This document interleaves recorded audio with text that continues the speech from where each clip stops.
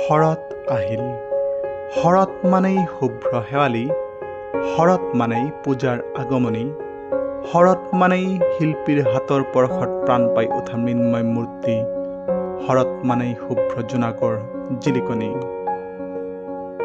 এতিয়া শাৰদীয় বতৰ, শৰতৰ আগমনৰ লগে লগে আৰম্ভ হৈছে ভাৰতবৰ্ষত বিভিন্ন পূজা আৰু পূজাৰ লগে লগে আমাৰ জনসাধাৰণৰ মনতো সঞ্চাৰ হৈছে এক উৎসৱমুখৰ পৰিৱেশৰ আৰু লগে লগে আচলতে দিনে নিশাই ব্যস্ত হৈ পৰিছে মাটিৰ মূৰ্তি প্ৰস্তুত কৰা বা মৃন্ময় শিল্পীসকল।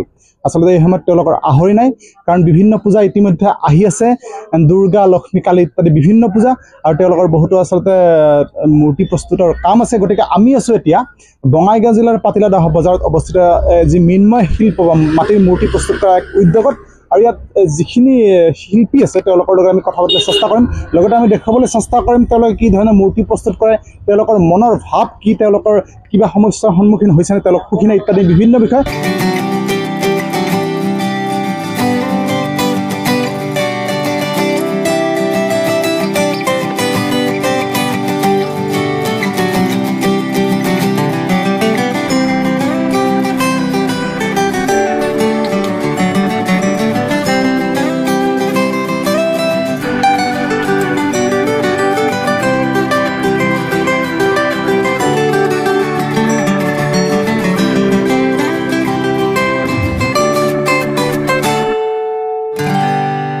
আৰু ইয়াত আমি দেখিছোঁ যে এজন শিল্পী আছে, খুব মনোযোগেৰে তেখেতে মূৰ্তিসমূহত ৰং কৰি আছে বা কাৰুকাৰ্য কৰি আছে।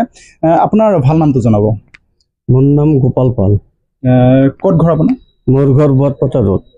আৰু আপুনি কিমান বছৰ ধৰি এই মূৰ্তি বনোৱা? মই ইয়াতে মূৰ্তি বনাই আছোঁ মোটামুটি 35 বছৰ হ'ল ইয়াতে কাম কৰা। আপুনি কোনোবা গুৰুৱে শিকাইছিলে নে ক'ত শিকিছিলে? নাই, আমাৰ গুৰু আছে, গুৰু শিকাইছে। বৰপেটা ৰোডতে শিকছোঁ মই, 3 বছৰ কাম শিকছোঁ। কাম শিকিয়ে এতিয়া দোকান কৰিছোঁ। আৰু এই যে মূৰ্তিসমূহ আপুনি বনায়, আচলতে আপোনাৰ পৰিয়ালৰ কোনোবাই বনাইছেনে, দেউতা বা কোনোবাই বনাইছিলে? নাই, আমাৰ পৰিয়ালে বনোৱা নাই, মই অকলেই বনাই আছোঁ, মই অকলেই শিকছোঁ। আৰু আচলতে এই মূৰ্তিসমূহ যে বনায়, এই মূৰ্তিসমূহ বনাই আচলতে জীৱন নিৰ্বাহ কৰাত মানে চলিব পাৰি নে কিবা অসুবিধা হয় নেকি চলাত? এনেইতো অসুবিধা নাই, মানে খাটনিৰ ওপৰত চলি আছোঁ। মানে দিনে ৰাতি কাম কৰিব লাগে, ৰাতি 12টা-1টালৈকে কাম কৰিব লাগে যিগুলা, সেইকাৰণে মানে অসুবিধা নাই, সেনে চলবা মানে চলি আছোঁ।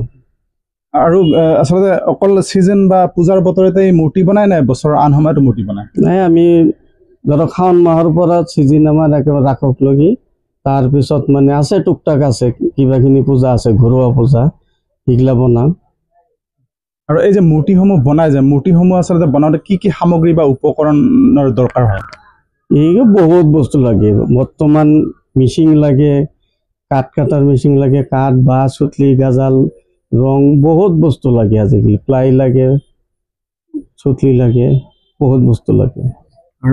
আৰু বিশেষ কথা এটা আচলতে আমি সুধিব খুজিছোঁ, আচলতে এইটো আমি নাজানো, আচলতে বহুতে আমি শুনি আহিছোঁ, আচলতে মূৰ্তি বনালে বিশ্বালয়ৰ মাটি লাগে বুলি কয়, কথাটো কিমান দূৰ সঁচা? আৰু এটা কথা সঁচা, সেই মাটিটা লাগে, সেই মাটিটা অলপ হ'লেও মাটিত দিব লাগে, এটা লাগে, এটা সঁচা কথা।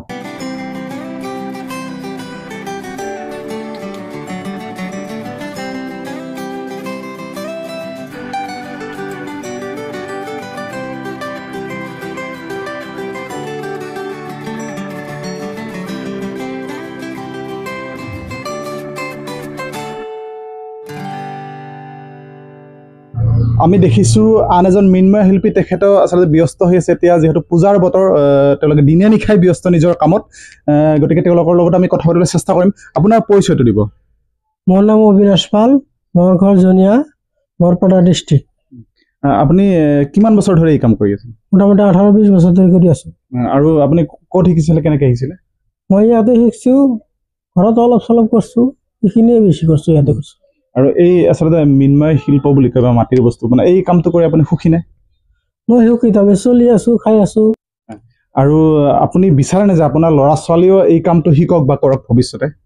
ল'ৰা ছোৱালী তাৰমানে কি পঢ়ি আছে, এতিয়া সিহঁতে ভাল লাগিলে কৰিব, নহ'লেতো বেলেগ কাম কৰিব, হয়তো জোৰ কৰিব নোৱাৰোঁ নহয় সিহঁতক। আপোনালোকে কিবা চৰকাৰৰ পৰা কিবা সুবিধা পাইছে নেকি, মানে যি এই উদ্যোগৰ কাৰণে কিবা বিশেষভাৱে কিবা সুবিধা পাইছে নেকি চৰকাৰৰ পৰা?